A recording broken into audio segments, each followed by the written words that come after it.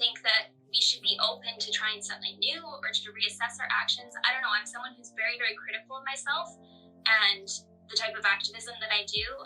If I feel that something isn't working, I want to change that immediately.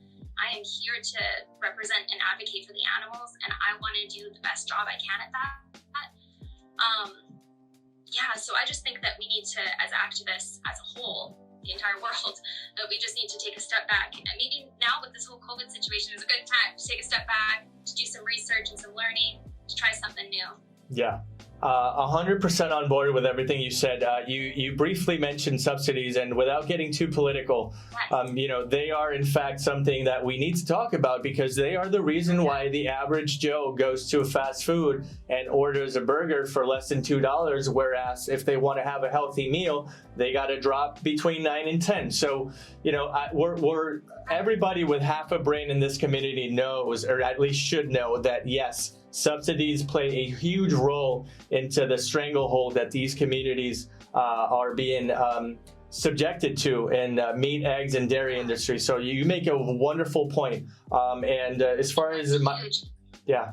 And I think I saw someone mention Nation Rising. I'm not sure if you know what that is, but in Canada, Nation Rising it's kind of a political organization, I guess. They're trying to demand for Canada, the Canadian government, to eliminate animal agriculture subsidies. Because right now, animal agriculture is being subsidized so massively, and plant farmers aren't.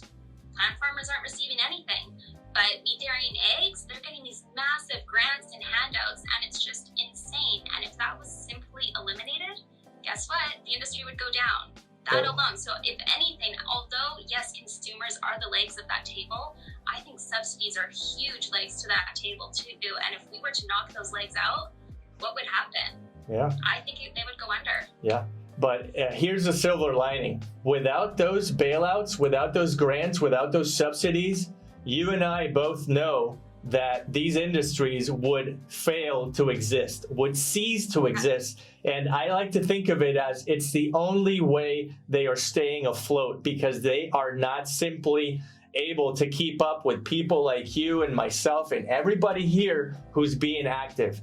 I would like to take a credit. You would like to take credit. We would all love to take a little bit of credit in these industries being, $1.1 billion in debt as a result of a loss for the dairy industry. Like, we are making an impact. We are causing change. We are shifting the paradigm that we have been led to believe this entire time is true. So I am 100% on board with you. Let's take another question. Again, if you can, just shoot me a message. All right, so I guess let's continue this. I believe this is actually Mom, is it not? Yes. Why is civil disobedience necessary?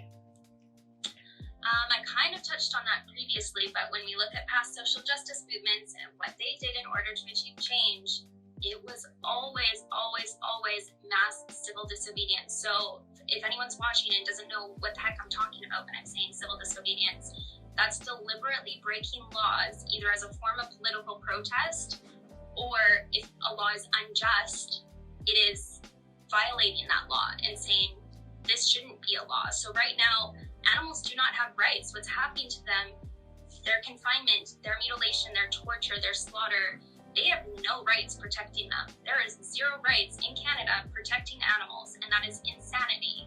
So by people going into farms and rescuing animals in need who are suffering, that is disrupting the system. That is illegally breaking a law, trespassing, stealing, to fight for that animal. And there's so many different ways that you can conduct civil disobedience, and I think we'll get into that a little bit more later. But I really feel that it's necessary. Right now, our legal and political systems aren't being challenged enough when it comes to animals. We're doing a lot of, as we talked about, trying to get people to go vegan, but what about the system itself? So I think that we really need to challenge the system and fight for rights of animals. If we're animal rights activists, why are we not fighting for their rights? We need to fight for their rights, and by doing that, we need to disrupt the legal system. So I've been arrested multiple times doing activism and going into the court system and speaking to the judges and to everyone who's able to make legal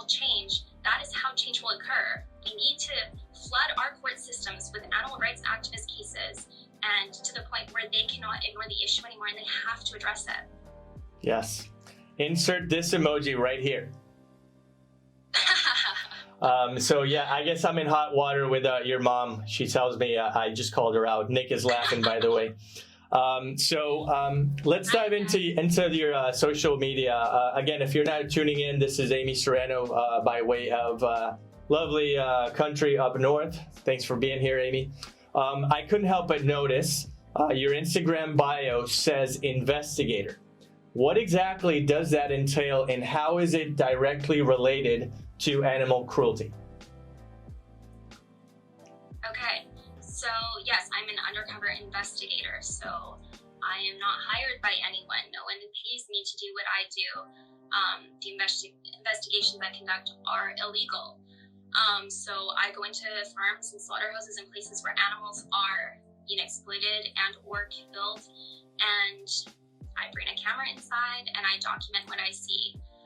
So that doesn't necessarily just mean like egregious animal cruelty. This could be standard industry practices. This is an industry, particularly the animal agriculture industry, they rely on secrecy. They rely on people not knowing industry standards or what happens to animals. For instance, in pig farms, people don't realize that pigs, pregnant mother pigs, are inside gestation crates and farrowing crates, that newborn baby piglets have their tails chopped off with no pain relief, that newborn baby male chicks in the egg industry, that they're ground up alive the day that they hatch. There's so many awful, awful aspects to these industries that consumers, they have no idea. They have no idea that these things are happening. And so I go in and I document as much as I can. I try and tell the stories of these animals. I use it as evidence in court, or I try and do big exposés in the media. There's many different ways that you can utilize that sort of footage, but ultimately I just go in and I document. These animals are not voiceless, but they are silenced, and so I try and use my voice to amplify their voices, and I try and make the invisible visible. And I definitely utilize my social media as much as I can to expose what's happening and to just be so transparent about these industries and what is happening to animals. And you know, again, that's the sole reason as to why you're here. I admire your work behind the scenes.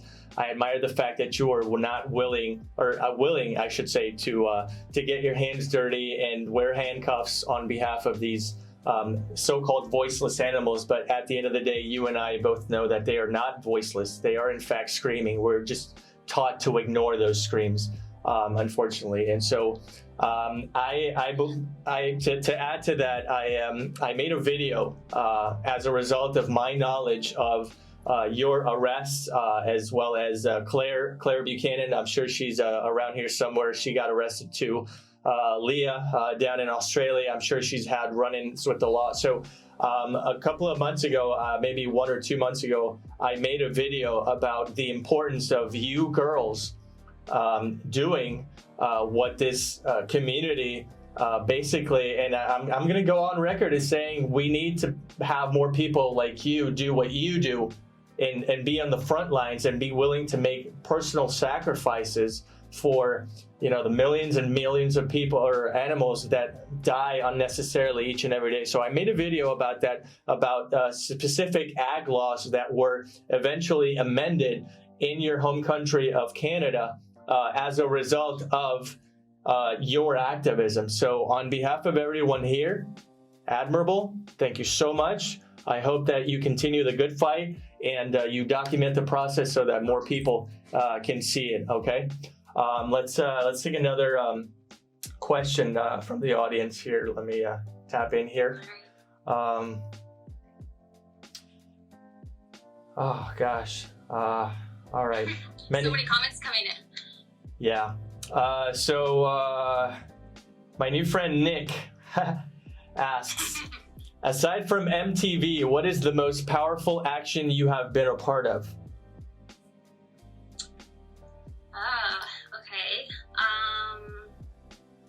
I've been a part of a lot of really powerful actions, but one that definitely stands out in my mind is last summer I was in California for the Animal Liberation Conference in Berkeley, and at the end of that week-long conference, we did an action at a duck farm and slaughterhouse. It was actually the largest duck slaughterhouse in the nation.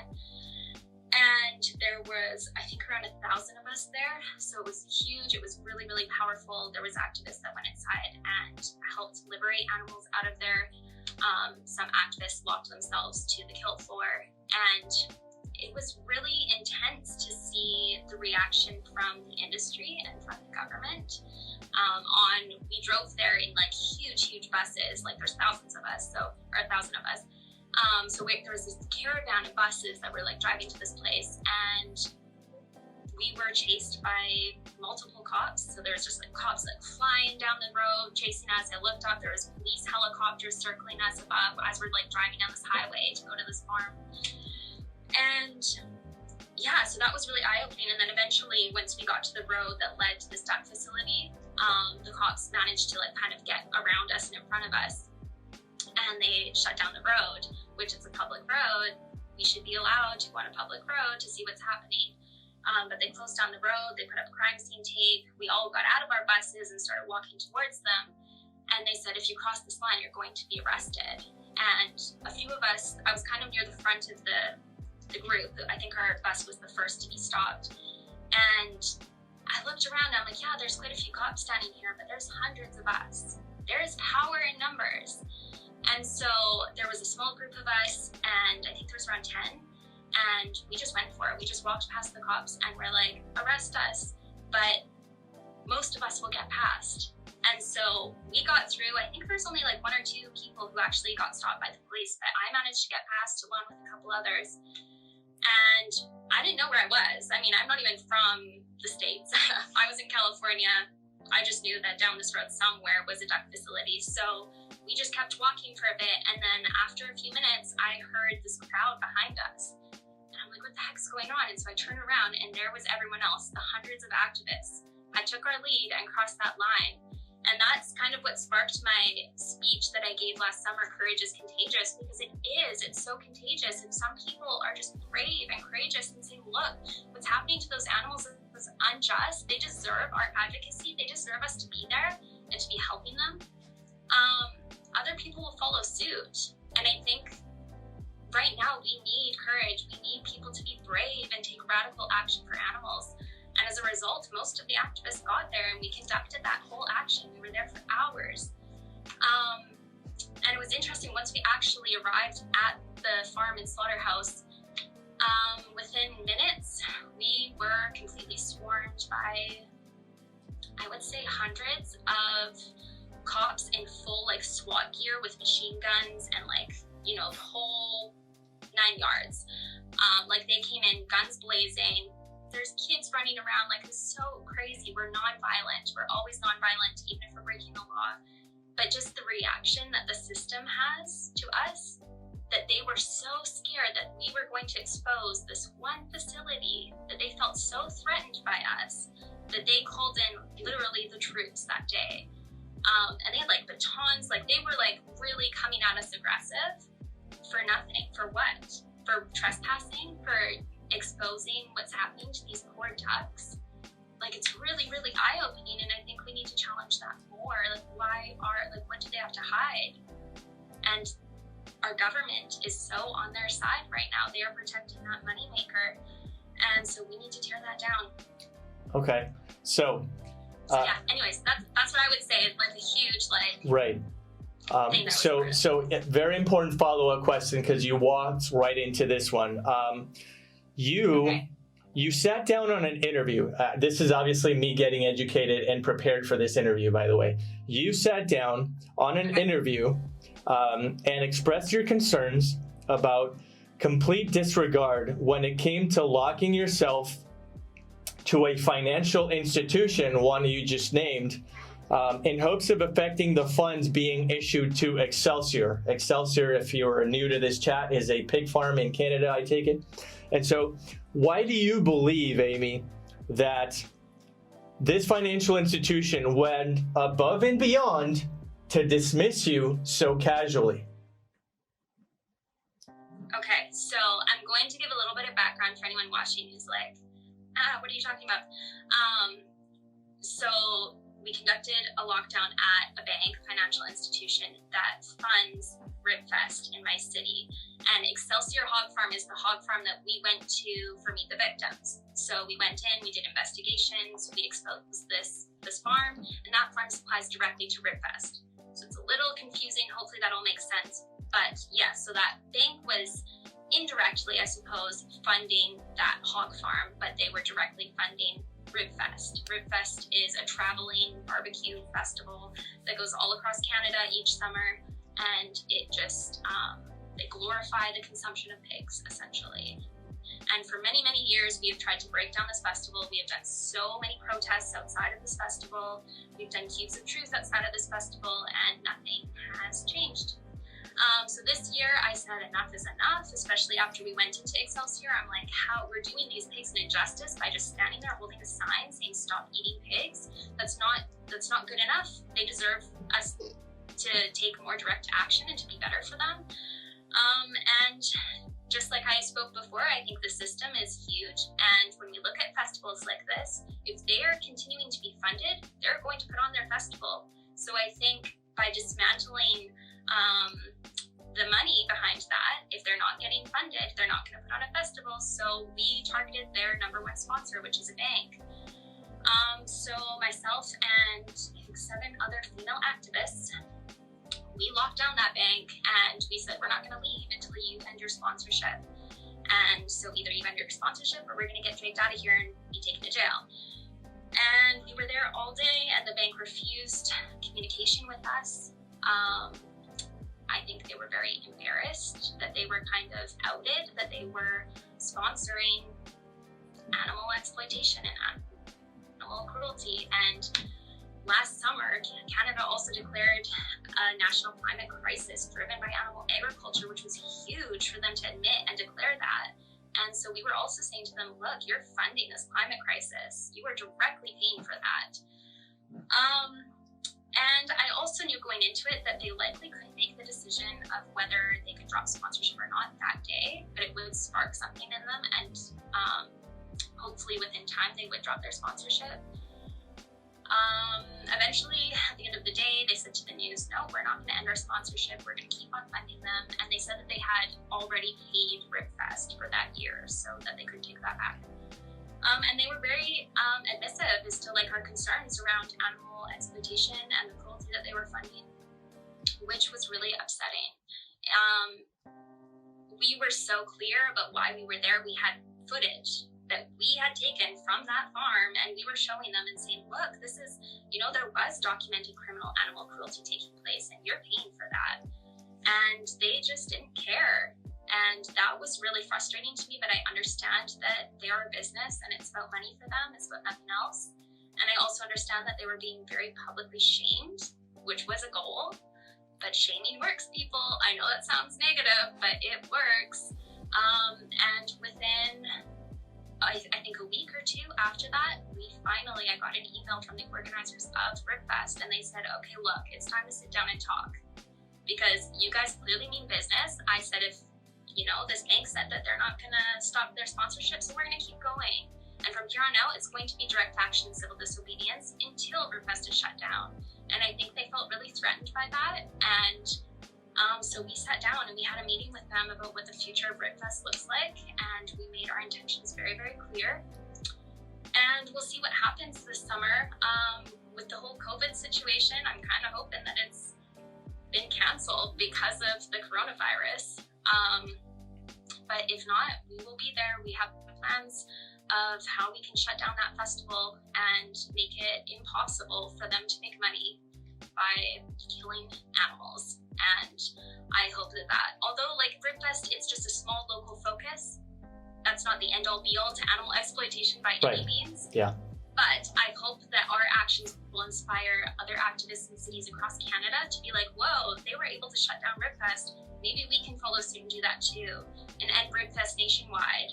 And that will have a social impact, and it's just a ripple effect. And I just hope that, that we can just actually make some tangible change for animals. Yeah. That would save a lot of lives.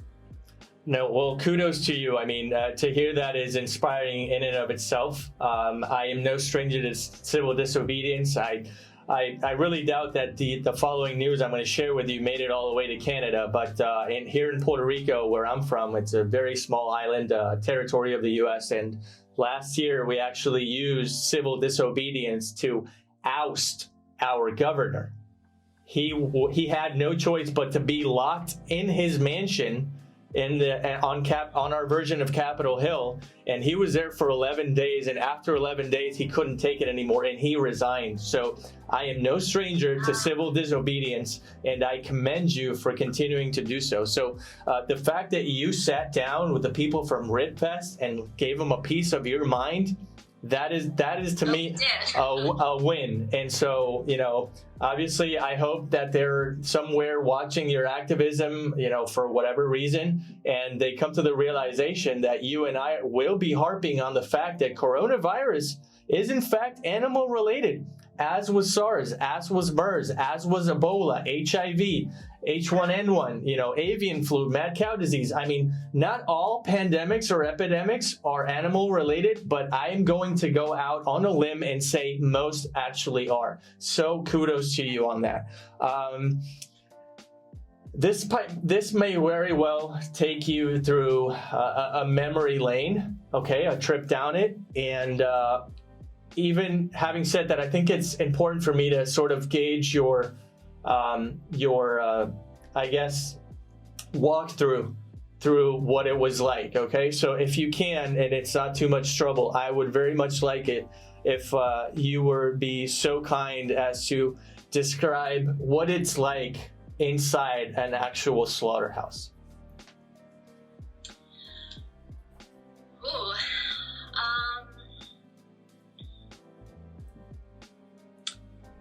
Okay, well, I can describe the feeling, like what it's like to be in a place like that. And if anyone has been to vigils before, you know that even standing outside of a slaughterhouse, there's this like dark feeling that you get, and the smell and everything. It's just you're in the presence of death, and not just death, you're in the presence of murder. And there's something very haunting about that. And being inside of a slaughterhouse. Like last summer, I locked down a slaughterhouse in Toronto, and I was right inside, like where the kill floor is, and I could see the live chickens stacked in crates, and I could see chickens being shackled, and I knew exactly what was about to happen, and I could see blood on the floor, and I was locked down.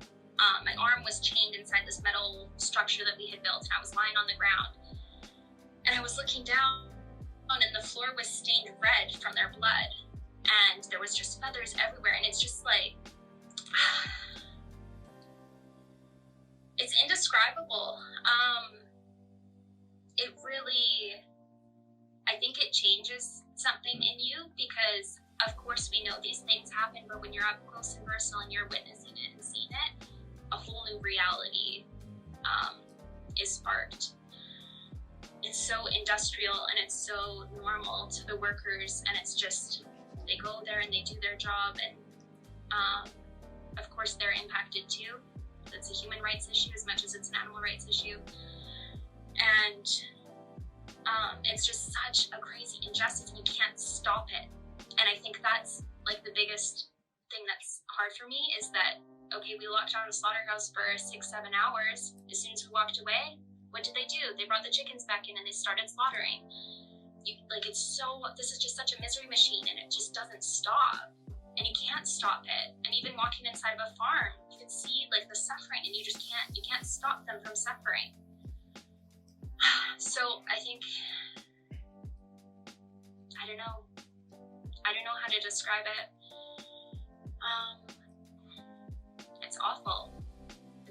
Even there's a local pig slaughterhouse that we go to here, and we did vigils there for a long time, and even blocks away from the slaughterhouse, on public property, you can hear the pigs screaming as they're lowered into gas chambers, and they're inside this huge metal industrial or concrete industrial building, and we're blocks away, and you can hear those pigs screaming from inside of a gas chamber.